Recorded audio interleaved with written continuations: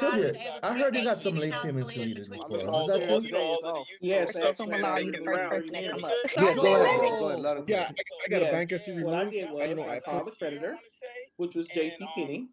I read the 2 laws off to them. USC, 15 USC, 1561A. The Fair Credit Reporting Act provides that if a consumer contacts a consumer reporting agency to dispute the what? Completeness or accuracy of any item of information contained in the consumer's file, the CRA shall conduct a reasonable reinvestigation of the disputed information. The CFPB and the Federal Trade Commission filed an amicus brief arguing that this provision applies to consumers disputing concerns. Let me make this bigger so y'all can see it. Disputing concerns over what? Personal identifying information contained in the consumer's file, such as names, addresses, and social security numbers. The brief also argues that Experian's contrary interpretation was not based on the text of the FCRA, prior case law, or guidance from the CFPB or the FTC. Experian therefore should not be allowed to escape liability for failing to investigate the consumer's dispute. Dwayne, do we got Dwayne in the house? Dwayne, are you here? Yes, I am. All right, Britt, could you spotlight Dwayne for me?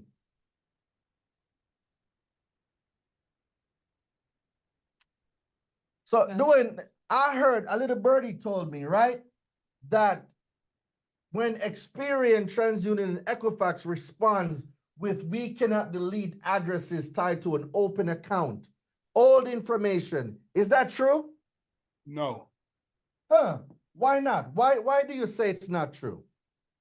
Because that personal information is also part of the consumer report, and it would be inaccurate if it wasn't reported. Okay.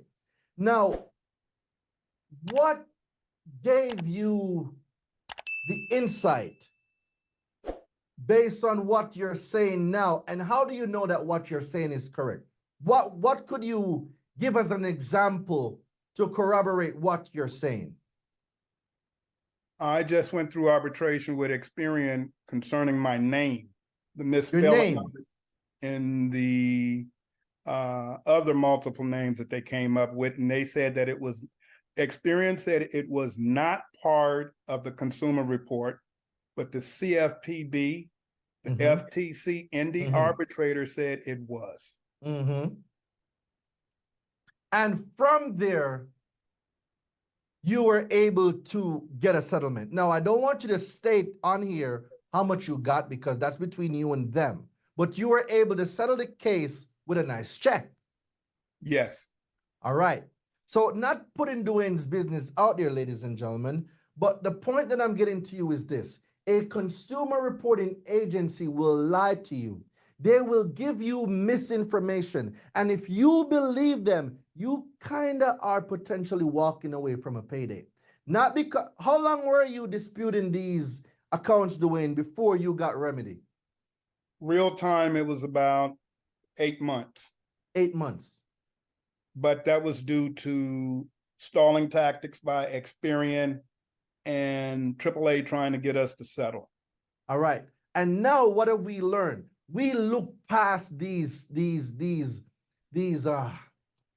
stall tactics. If you're being stalled, ladies and gentlemen, we're going for full action. We're moving beyond these stall tactics because we kind of know all of them now. So the point is not because you sent out a dispute and it came back and they said, oh, we can't delete it because the information is accurate or the information belongs to an open account. That doesn't make it true. It doesn't make it true that outdated information, I don't care if it's tied to an open account. Nothing in the FCRA states that if something is tied to an open account, it must remain on your credit. It says the information must be what? Accurate. So when you receive some of these stall tactics, ladies and gentlemen, a dispute letter like this right? A dispute letter like this will get you right. So this dispute letter was made specifically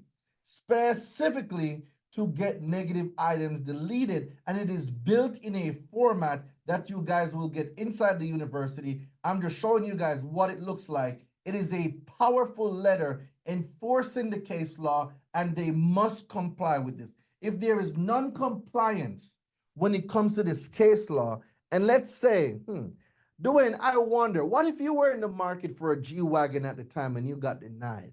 I wonder how that would have gone. That would have been damages. It would have. If I had have applied for the vehicle. Like, you see, when you know this stuff, so your next interactions with these companies, now you know how to prove damages. So if you are disputing round 1, round 2, and after round 3, ladies and gentlemen, because you're not passing round 3, if after round 3 they are not compliant, I am going to go shopping. Because like I told y'all before, I'm in the market for a brand new Mercedes-Benz AMG GLE Barbarous. Barbarous, it's the top of the line. I want a Barbarous. I do. And one of them is going to buy it for me. I know I'm not going to buy it. Somebody's going to buy it for me. So the point is this: when you learn consumer law, you will see that things that, so Dwayne, now that you know and you have a good handle on consumer law, do you believe that there's anything on your credit that you cannot delete anymore?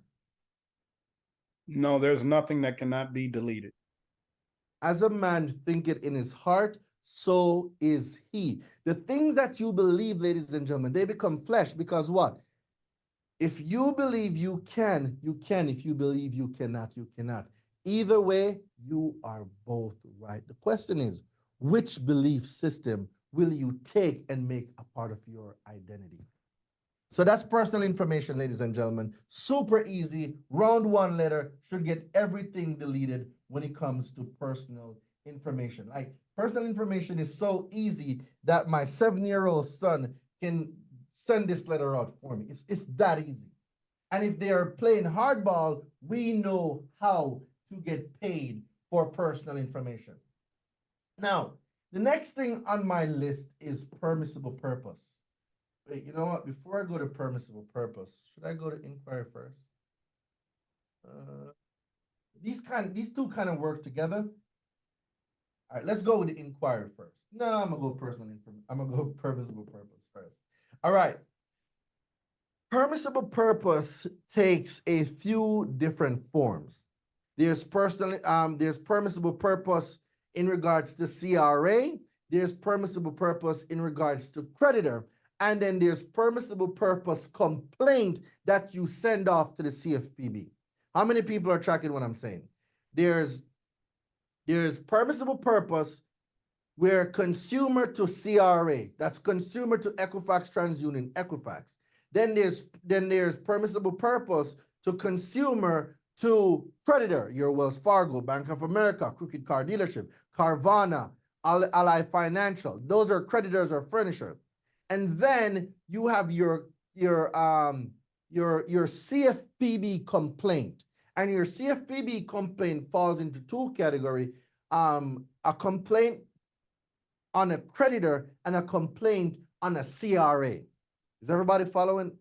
Kind of sounded confusing, but when you guys are in the university, when you guys get this, like, it's super easy. Like, for everybody in the university, like, I just made these today. These are made today. So if somebody's going to say, Doreen, I saw that. No, you did not. I just made it. Literally just made it 2 hours ago. So you'll be seeing this for the first time. Now, the only person that might not be seeing 2 of these letters for the first time is my connoisseur people, because they were first dibs on this new inquiry deletion letter. And might I tell you, ladies and gentlemen, this is an extensive one.